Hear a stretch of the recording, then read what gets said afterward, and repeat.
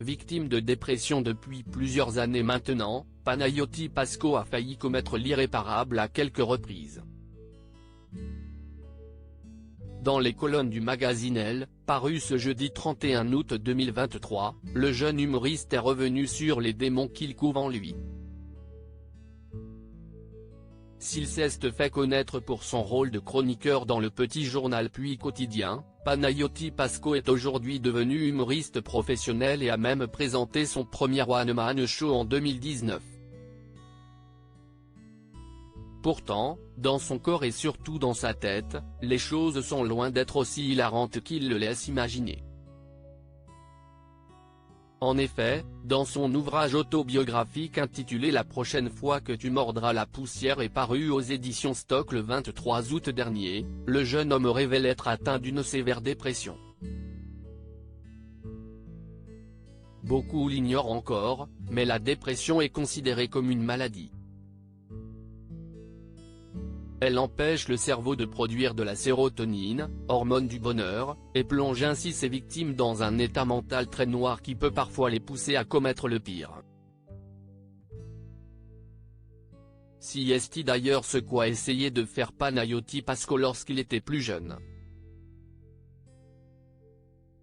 Une tentative de suicide qu'il n'a heureusement pas pu mettre à exécution jusqu'au bout.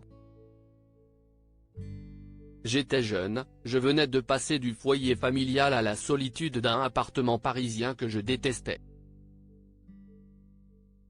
J'étais dans cette phase de découverte de moi-même qui m'épuisait.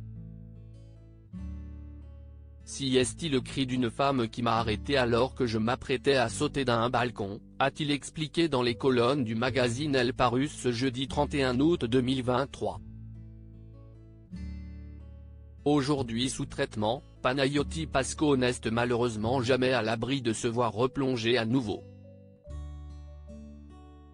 Heureusement, il est très bien entouré. Mes frères me soutiennent. Lorsque j'ai replongé il y a 6 mois, ils m'ont vraiment sauvé la vie. Après une tournée difficile, un psychiatre a voulu m'interner, mais mes frères ont accepté d'être mes tuteurs et j'ai échappé à l'enfermement. A-t-il révélé. Dans son autobiographie, Panayotis Pasco parle également de son homosexualité. Effrayé par les filles depuis très jeune, il a fini par essayer les garçons. Si sa première expérience s'est révélée désastreuse, il a tout de même fini par rencontrer l'amour dans les bras d'un autre homme. Malheureusement, sa dépression veille et l'empêche d'être réellement confiant et heureux. Je me soigne, c'est un processus long mais je suis en bonne voie, a-t-il assuré.